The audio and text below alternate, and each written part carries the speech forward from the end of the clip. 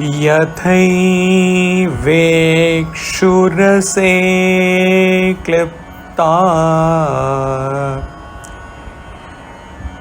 tena vyāptaiva śarkarā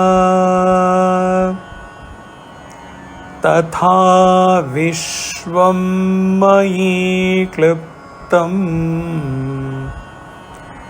mayā vyāptaṃ nirantaram.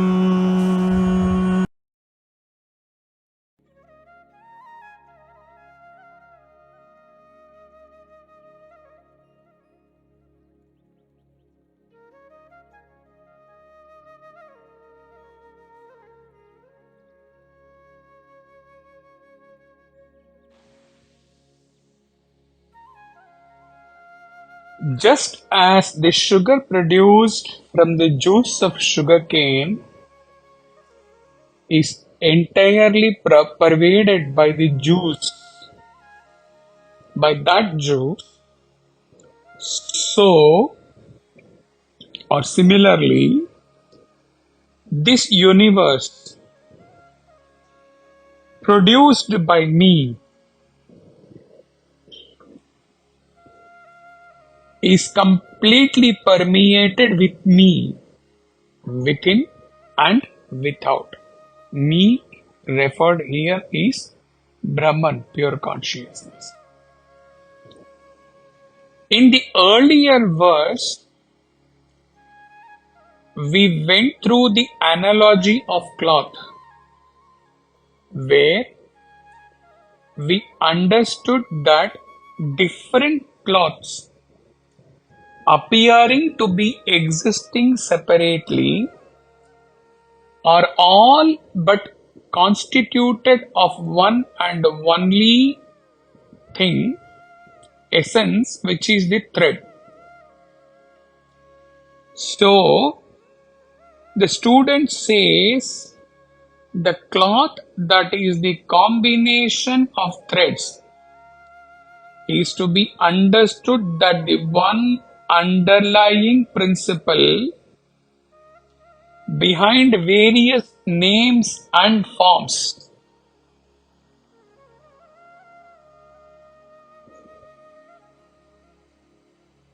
That means, from the cloth and the thread example, it is to be understood that the one underlying principle behind various names and forms is one consciousness.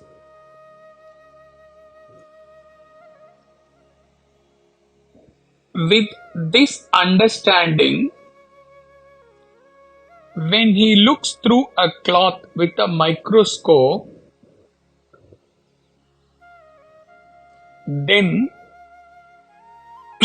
in the threads that are woven together, he sees some gaps, some holes in between the woven cloth.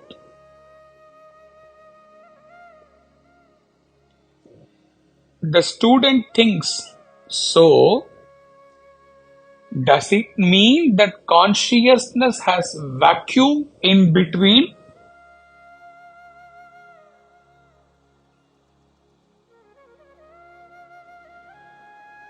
The problem happens when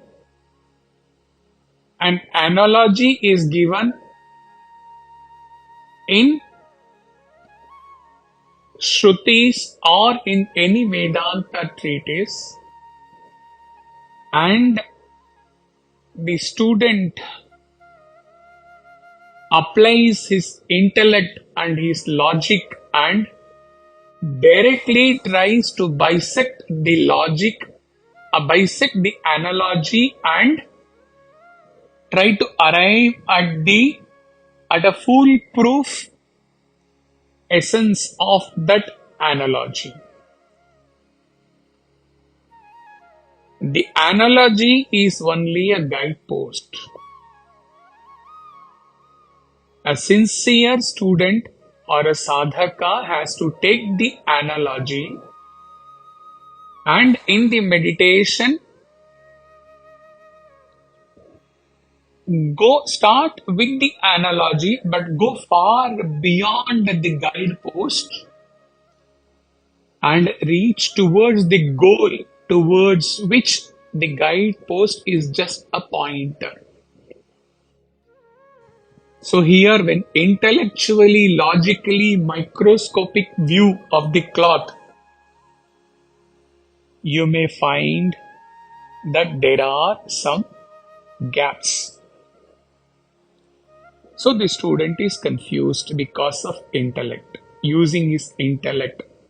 Whereas in meditation, you have to leave behind your mind and intellect and travel through the realm of pure essence.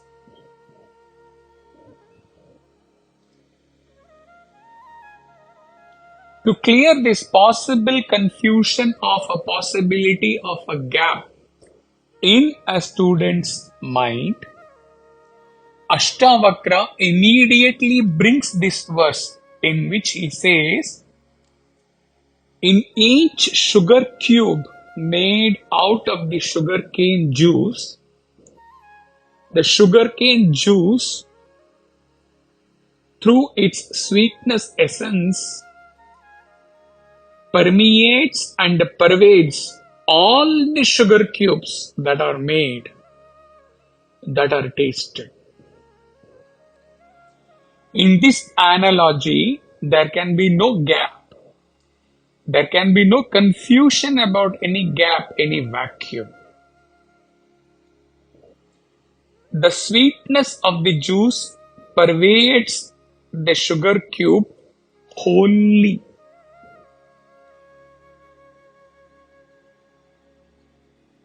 This can be understood when someone tastes a sugar cube from all ends, from the top, from the bottom, from each side, from anywhere and everywhere. Thus, the point driven here is about the all-pervasiveness of self through this sugarcane juice and sugar analogy.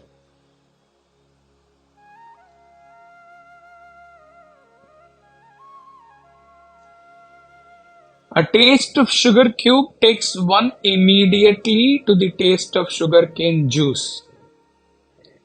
Tasting the sugarcane juice immediately takes one to imagine the sweetness of sugar. Both are inseparable, one undivided essence. Now for few lines from Chinmaya's commentary.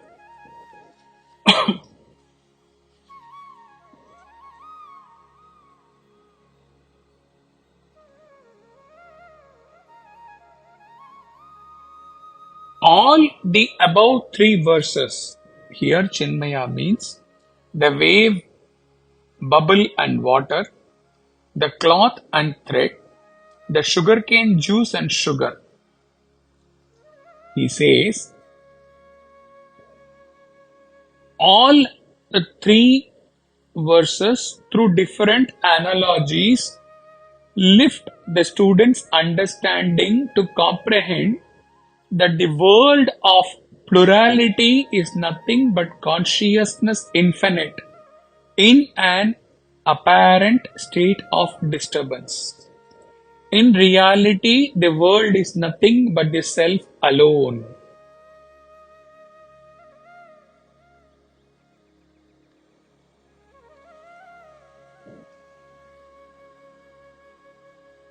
As already pointed out, all these analogies act as guideposts which a student has to take as aid, as the starting point. And in meditation, he has to cross all the limitations of the analogies, all the finitude of in all analogies and expand to get the glimpse of self. Why? Because if you take the cloth and thread, or if you take the sugarcane juice or sugar, or if you take the wave and bubble, all the props used in all these analogies are but matter, perishable matter. Whereas, starting from these analogies, leaving behind the matter in those analogies, one has to reach to the spirit, the self, which is imperishable, immutable, undivided essence.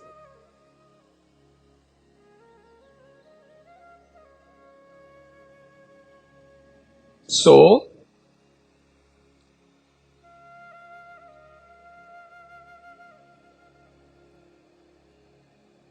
Ashtavakra has ended this verse by saying, like the sugarcane, juice of the sugarcane is entirely pervaded by the juice. Sugar is pervaded by the juice. This universe produced by me, the pure consciousness Brahman, is completely permeated with me, within and without. That means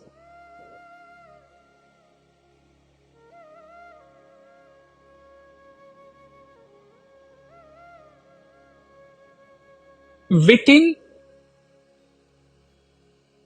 every being,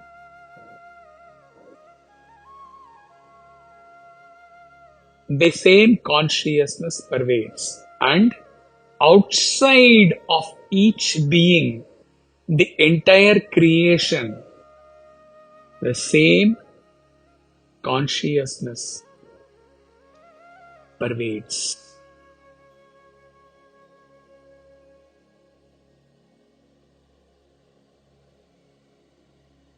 There is no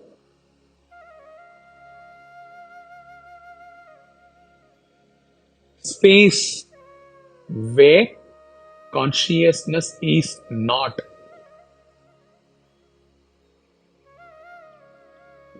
Because in itself, consciousness is infinite, anantam.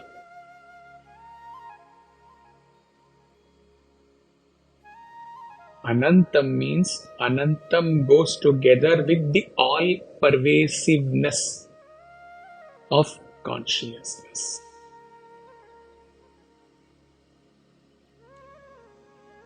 Within every being, consciousness pervades. Outside of every being, consciousness pervades.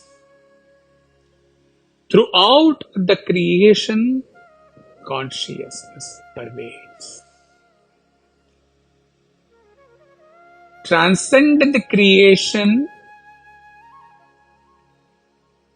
only consciousness is. There is no need to say it pervades, because there is nothing to be pervaded.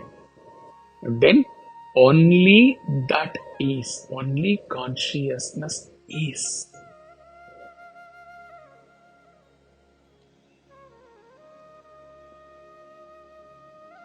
So starting from the sugarcane juice and the sugar, we have to transcend the sugarcane juice and the sugar. We have to transcend the